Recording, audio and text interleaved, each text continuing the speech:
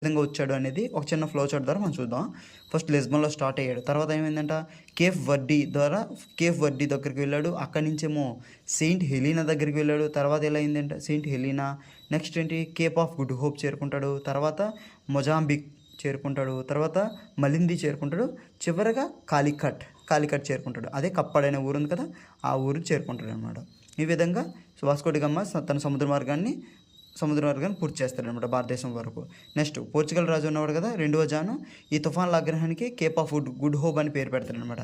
యాక్చువల్గా రెండవ జాన్ అనేవాడు అక్కడ మనకి బర్తలోడు డ్యూమాస్కి ప్రోత్సహించి పంపిస్తారు కదా మొట్టమొదటిసారిగా. వాడు అక్కడ దీన్ని తుఫాన్ల ఆగ్రహం అని పేరు పెట్టి వచ్చేస్తారు. తుఫాన్ల ఆగ్రహం అని పేరు పెట్టి రిటర్న్ అయిపోతారు కదా, చాలా ఎక్కువగా ఉన్నాయనేసి.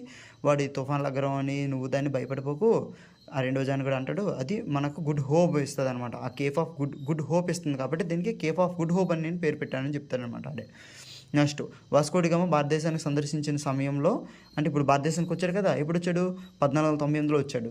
సో ఆ వచ్చినప్పుడు విజయనగర రాజు ఎవడంట, యాక్చువల్గా జామిరేన్ అనేవాడు అక్కడ కాలికట్ రాజు.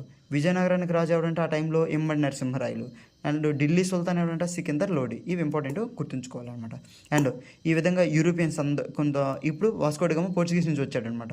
అలాగా యూరోపియన్ దేశాలు కొన్ని మన భారతదేశానికి వచ్చాయి. అది ఒక చిన్న ఫ్లో చార్ట్ ద్వారా చూద్దాం మనం. ఫస్ట్ వచ్చింది ఎవరు, పోర్చుగీస్ వారు వస్తారనమాట. నెక్స్ట్ ఎవరు వచ్చారంట, డచ్ వారు వస్తారంట. ఆ తర్వాత బ్రిటిష్ వారు వస్తారంట. తర్వాత డేన్స్ వారు వచ్చారంట. నెక్స్ట్ చివరిగా ఫ్రెంచ్ వారు వచ్చారనమాట.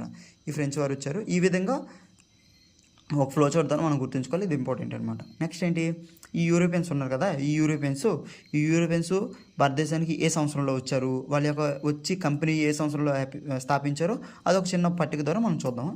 ఏంటంట, ఫస్ట్ పోర్చుగీస్ వాళ్ళు వచ్చారు కదా, ఈ పోర్చుగీస్ వాళ్ళంట 1498లో భారతదేశానికి వచ్చారు. ఈ విషయం మనకు తెలుసు.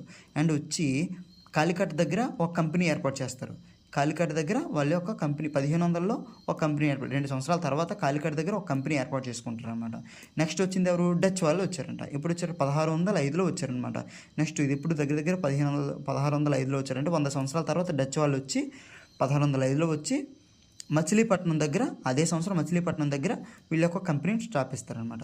నెక్స్ట్ ఎవరు వచ్చారంట, బ్రిటిష్ వాళ్ళు. ఎప్పుడు 1608లో వచ్చారంట, ఒక 3 సంవత్సరాల తర్వాత వచ్చి సూరత్ వద్ద 1613లో సూరత్ వద్ద వీళ్ళు ఒక కంపెనీని ఏర్పాటు చేసుకుంటారు, మొట్టమొదటి కంపెనీని ఏర్పాటు చేసుకుంటారు అనమాట. నెక్స్ట్ వచ్చింది ఎవరు, డేన్స్ వారు. ఈ డేన్స్ వారు ఇప్పుడు 1620లో వచ్చారు. ట్రాంక్విబార్లో అదే సంవత్సరంలో ట్రాంక్విబార్లో మొట్టమొదటి కంపెనీని ఏర్పాటు చేసుకుంటారు.